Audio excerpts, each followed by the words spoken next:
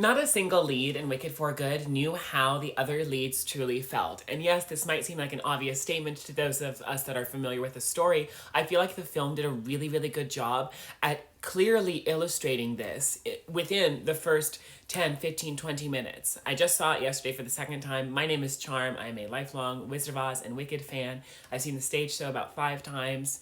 The Broadway show actually started previews on my birthday, fun fact. And I feel like the first moment that I really truly saw this exemplified on my rewatch is when Madame Morrible manipulates Elphaba's message from "Our wizard lies" to "Oz dies." And that's something that I noticed the first time around, and yet it was a blink and you missed it moment.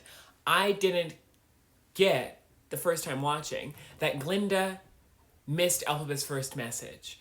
And I think I was more so just taking everything in. But the second time I watched, truly, when we see later on, and thank goodness, Glinda telling Fiero like that Elphaba clearly doesn't want to be found, despite Glinda herself missing Elphaba.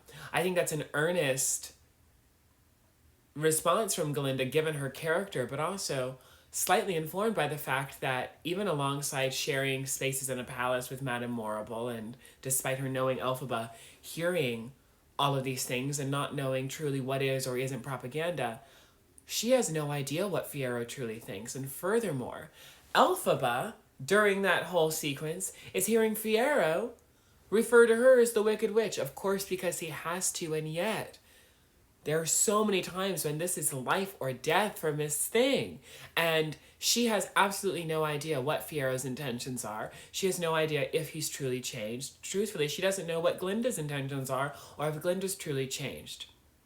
Fiero, I think, we see very clearly and expertly illustrated by Jonathan Bailey in a way I haven't quite seen as much from other Fieros, but the micro expressions of Fiero really show, and thank goodness, him grappling with who Glinda is, which is such a different perspective than the Fiero Tiggelar that we get in part 1, who arguably is presented as having a similar outlook and worldview, even if it's just via privilege.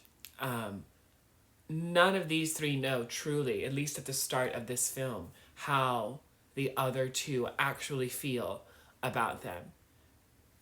Even if at the beginning, it remains somewhat similar to how they felt at the end of part 1, before we really embark on the full trajectory of these characters and their stories.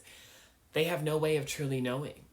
And speaking on to not only the performative aspect of goodness, but also the performative aspect of wickedness and what that says for societal standards, and having to keep up appearances or potentially smile or grit our teeth in the face of unpleasant circumstances in honor of the greater good or greater goals. And I think Fiero perfectly exemplifies that, as does Glinda, as does Elphaba, by nature of her uncertainty about Fiero.